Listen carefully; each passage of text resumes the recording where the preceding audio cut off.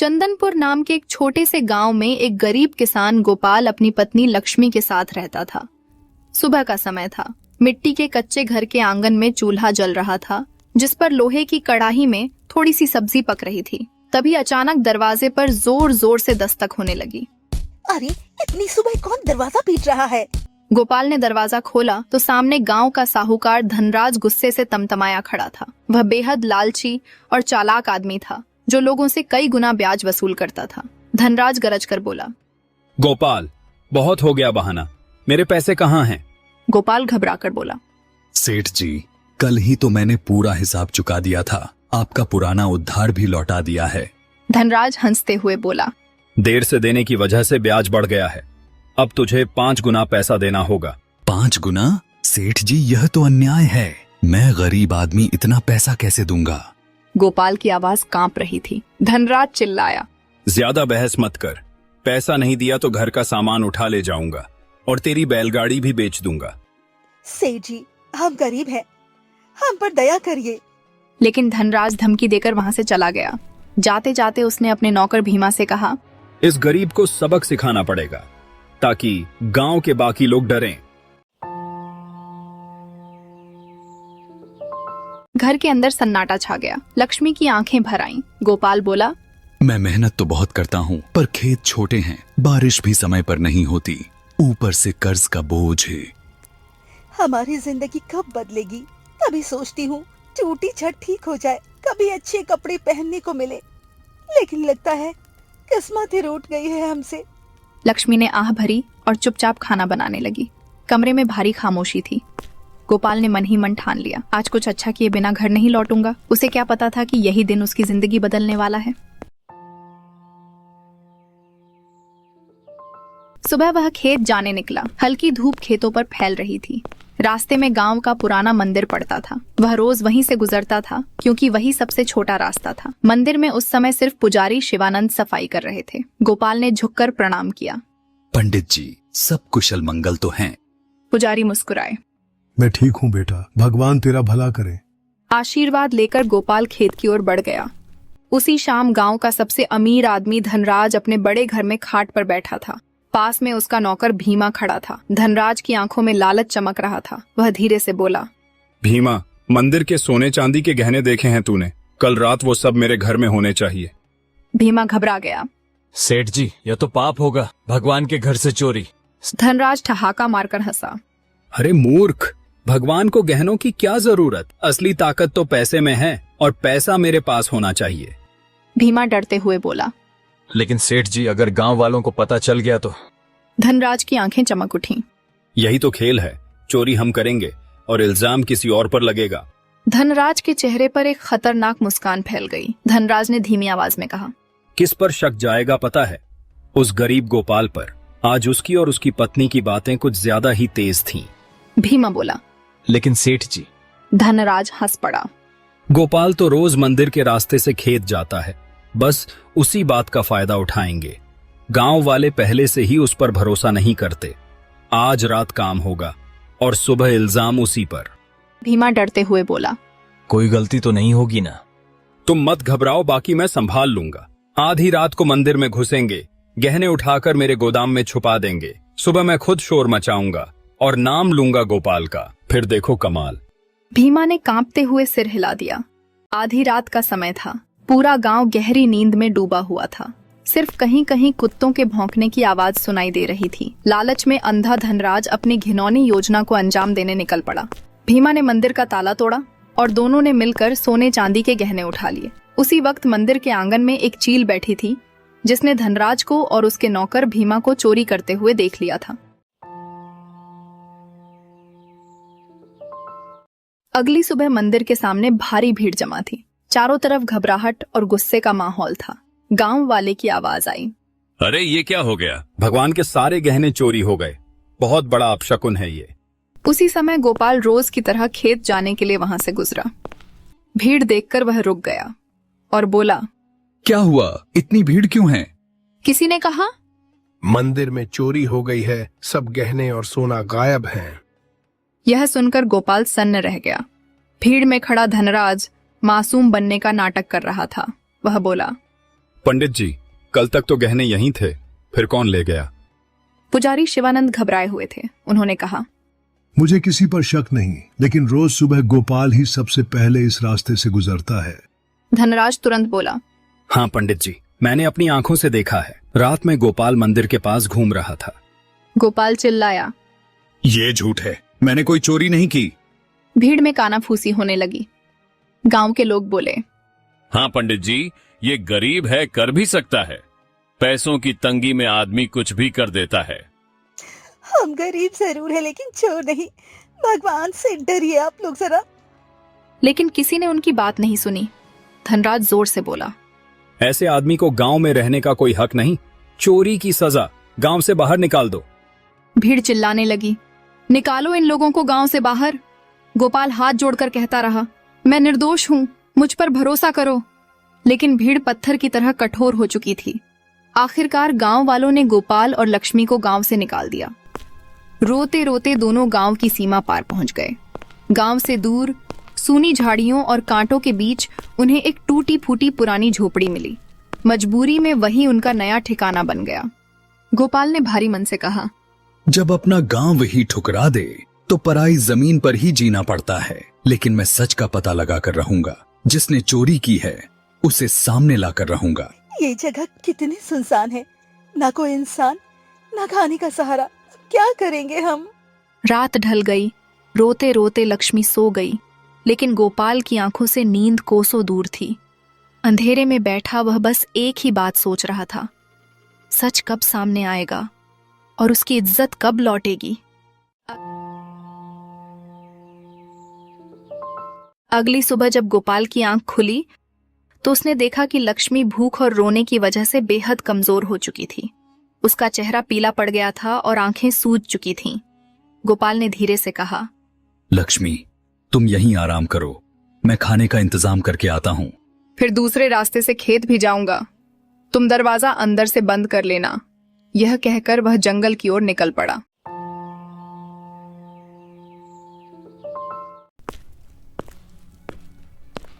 कुछ देर बाद गोपाल ने आसपास के पेड़ों से कुछ जंगली फल तोड़े और पास बहती छोटी धारा से पानी भरकर लाया।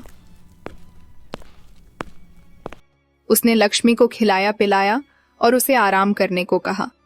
फिर वह दूसरे गांव की तरफ से अपने खेत की दिशा में बढ़ गया। जैसे ही वह घने जंगल के बीच पहुंचा, अचानक उसके सामने एक वृद्ध साधु प्रकट हुए। उनकी लंबी सफेद दाढ़ी, शांत चेहरा और साधारण वस्त्र उन्हें अलग ही तेज दे रहे थे। साधु ने कोमल स्वर में पूछा, बेटा तू कौन है? तेरे चेहरे पर गहरी चिंता दिखाई दे रही है।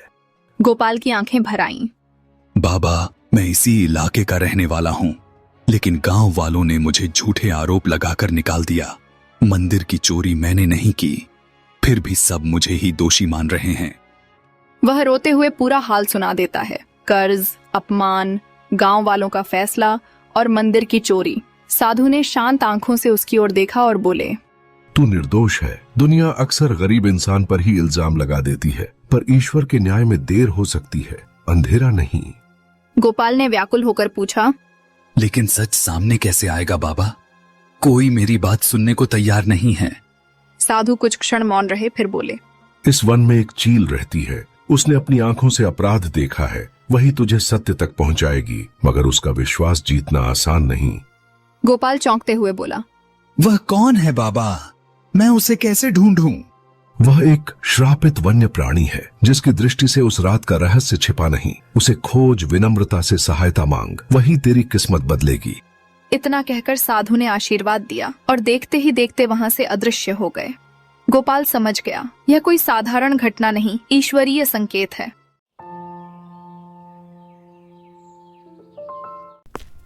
वह पूरे जंगल में उस चील को खोजता रहा। पत्तों की सरसराहट, गहरा सन्नाटा, थकान, भूख सब उसके साथ चल रहे थे। पूरा दिन बीत गया पर उसे कुछ नहीं मिला। निराश होकर जब वह अपनी झोपड़ी की ओर लौट रहा था, तभी झाड़ियों के पास उसे एक चमकती आंखों वाला काली चील दिखाई दिया। उसकी आंखें अंगारों जैसी दमक रही थीं। गोपाल धीरे से बोला, क्या तुम वही हो जो उस रात का सच जानते हो? अगर जानते हो तो मेरी मदद करो, मुझ पर झूठा आरोप लगा है। वह चील शांत नजरों से उसे देखती रही, मानो उसके मन की सच्चाई पढ़ रही हो। अचानक एक मधुर आवाज में चील बोली, गोपाल, तुम्हारे साथ अन्याय हुआ है। मंदिर के गहने तुमने नहीं चुराए। गोपाल चौंक गया। आवाज फिर आई, असली अपराधी तुम्हारे गांव का धनराज और उसका नौकर भीमा है। दोनों ने मिलकर चोरी की और दोष तुम्हारे ऊपर लगा दिया, क्योंकि तुम गरीब हो और बेबस भी। इसी बात का फायदा उठाया उसने। गोपाल की मुट्ठियां भींच गईं और वह गुस्से में बोला, अब मैं क्या करूं? सच सबके सामने कैसे आएगा? धैर्य रखो, सत्य छिपता नहीं। कल मुझे अपने गांव ले चलो, मैं सबके सामने सच बोलूंगी। गोपाल की आंखों में बरसों बाद उम्मीद जगी। वह तुरंत झोपड़ी लौटा आया और लक्ष्मी को सब बताया। दोनों की आंखों में पहली बार आंसू की चमक थी। अगली सुबह वे उस चील को साथ लेकर गांव पहुंचे। गांव वालों को इकट्ठा किया गया। गोपाल ने ऊंची आवाज में कहा, तुम सबने मुझे चोर कहकर निकाल दिया, लेकिन असली चोर अभी इसी गांव में छिपा बैठा है। आज सच तुम्हारे सामने आएगा। सुनो गांव वालों, मंदिर की चोरी गोपाल ने नहीं की, बल्कि धनराज और भीमा ने मिलकर की है। अगर विश्वास ना हो तो उनके गोदाम की तलाशी ले लो। सारा सच वहीं मिलेगा। गांव में सन्नाटा छा गया। मंदिर के गहने वहीं मिलेंगे। जैसे ही उस चील ने यह कहा, पूरा गांव दंग रह गया। अरे, ये चील इंसानों की तरह बोल कैसे रही है? चलो, सच झूठ का पता अभी चल जाएगा। कुछ गांव वाले तुरंत धनराज के घर की ओर दौड़े। दरवाजा खुलवाकर जब उन्होंने गोदाम की तलाशी ली तो सचमुच मंदिर के सोने चांदी के गहने वहीं छुपे मिले। अब पूरे गांव में एक ही आवाज गूंजने लगी, धनराज चोर है, धनराज ने धोखा दिया। स्थिति बिगड़ती देख धनराज घबरा गया। उसने चालाकी से इशारा करके सारा दोष भीमा पर डालने की कोशिश की। मैं निर्दोष हूँ, मैंने कुछ नहीं चुराया। यह सब मेरे नौकर की करतूत है, मुझे कुछ पता ही नहीं था। यह सुनकर भीमा रो पड़ा और बोला, झूठ बोल रहे हैं सेठ जी, आपने ही चोरी करवाई थी। गांव वाले गुस्से से भर उठे। तू लोगों से कई गुना ब्याज लेता था, अब भगवान के घर में भी चोरी। अपनी इज्जत बचाने के लिए धनराज बोला, ठीक है, गहने तुरंत मंदिर में वापस रखवा देता हूँ और इस नौकर को सजा भी दूंगा। गहने वापस रख दिए गए, लेकिन धनराज की इज्जत हमेशा के लिए खत्म हो चुकी थी। गांव वालों को अपनी गलती का एहसास हुआ। सब ने मिलकर गोपाल और लक्ष्मी से हाथ जोड़कर माफी मांगी। उन्हें पूरे सम्मान के साथ वापस गांव बुलाया गया। सुबह की ठंडी हवा चल रही थी और माहौल शांत था।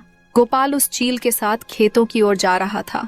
उसकी आंखें अचानक से भर उठीं और वह बोला, आज अगर तुम न होते तो मेरी जिंदगी बर्बाद हो जाती। तुम्हारी वजह से मुझे इज्जत वापस मिली। मैं तुम्हारा एहसान कभी नहीं भूलूंगा। गोपाल, अब समय आ गया है कि मैं तुम्हें अपना असली रूप दिखाऊं। अचानक चारों ओर तेज दिव्य प्रकाश फैल गया। वह काली चील चमकने लगी और अगले ही पल वहां एक अद्भुत सुंदर अप्सरा बन गई। गोपाल आश्चर्य से पीछे हट गया और गोपाल बोला, आप कौन हैं? अप्सरा प्रसन्न हुई और बोली, मैं स्वर्गलोक की अप्सरा हूँ। एक श्राप के कारण मुझे धरती पर इस रूप में रहना पड़ा। जब तक मैं किसी सच्चे और निष्कपट मनुष्य की सहायता न करूं, मुझे मुक्ति नहीं मिल सकती थी। तुम्हारी ईमानदारी ने मुझे श्राप से मुक्त कर दिया। गोपाल, अब मैं तुम्हें वरदान देती हूँ, मांगो, क्या चाहते हो तुम? गोपाल की आंखें नम हो गईं। वह घबराते हुए बोला, देवी, मैं धन नहीं चाहता, बस इतना कि मेरे खेतों में अच्छी फसल हो जाए और सर कर्ज उतर जाए और मेरा परिवार भूखा न सोए। अप्सरा प्रसन्न हुई और बोली, इस वन के मध्य एक लाल पुष्पों से घिरा दिव्य वृक्ष है। उस पर स्वर्गीय फल लगते हैं। उन्हें केवल सच्चा और दयालु मनुष्य ही ग्रहण कर सकता है। तुम वो फल खाओगे तो तुम्हारे जीवन में समृद्धि, शांति और खुशहाली आ जाएगी। लेकिन याद रखना, अहंकार आया ना तो सब कुछ फिर खो जाएगा। आशीर्वाद देकर अप्सरा प्रकाश में विलीन हो गई। गोपाल तुरंत जंगल की ओर निकल पड़ा। लंबी खोज के बाद डूबते सूरज की लालिमा में उसे लाल फूलों वाला पौधा दिखाई दिया। उसके पीछे एक चमकता दिव्य वृक्ष खड़ा था, जिसकी डालियों पर सुनहरे फल जगमगा रहे थे। गोपाल डरते हुए आगे बढ़ा और हाथ जोड़कर बोला, हे दिव्य वृक्ष, मुझे अप्सरा ने आपके पास भेजा है। मैं एक गरीब किसान हूँ। क्या मुझे आपका पवित्र फल प्राप्त हो सकता है? सारा जंगल शांत हो गया, मानो स्वयं प्रकृति उसके उत्तर की प्रतीक्षा कर रही हो। अचानक उस दिव्य वृक्ष से बाहरी आवाज गूंजी। गोपाल, मैं सब जानता हूँ, तुम सच्चे, दयालु और निष्कपट हृदय वाले मनुष्य हो। इसी कारण अक्सर तुम्हें यहाँ तक पहुँचा है। मेरे फलों में से एक ग्रहण करो, तुम्हारे दुख दूर हो जाएंगे और जीवन सुखमय हो जाएगा। कांपते हाथों से गोपाल ने एक स्वर्णिम फल तोड़ा और श्रद्धा से खा लिया। क्षण भर में उसके पूरे शरीर में एक अद्भुत ऊर्जा फैल गई, मानो थकान, डर और अभाव सब मिट गए हों। वह वृक्ष को प्रणाम करके अपने घर की ओर लौट पड़ा। जैसे ही वह झोपड़ी के पास पहुंचा, वह स्तब्ध रह गया। जहां टूटी फूटी झोपड़ी थी, वहां अब एक सुंदर, विशाल और सुसज्जित घर खड़ा था। लक्ष्मी बाहर आई तो आश्चर्य से बोली, ये क्या हो गया? हमारा पुराना घर कहाँ गया? क्या यही हमारा घर है? गोपाल ने शांत स्वर में कहा, यह सब ईश्वर की कृपा है। वन में मुझे दिव्य सहायता मिली और उसी आशीर्वाद से हमारी किस्मत बदल गई। उसने लक्ष्मी को पूरी घटना विस्तार से बता दी। श्रापित रूप, सत्य की जीत और चमत्कारी वृक्ष। दोनों की आंखों से कृतज्ञता के आंसू आ गए। इतने वर्षों की गरीबी के बाद भगवान ने हमें सम्मान से जीने का अवसर दिया है गोपाल। समय बीतने लगा, पर संपत्ति आने के बाद भी गोपाल वैसा ही विनम्र रहा। न घमंड, न दिखावा। उसके घर के दरवाजे हमेशा खुले रहते। कोई भूखा आता तो अनाज लेकर लौटता, कोई दुखी आता तो सहारा पाता।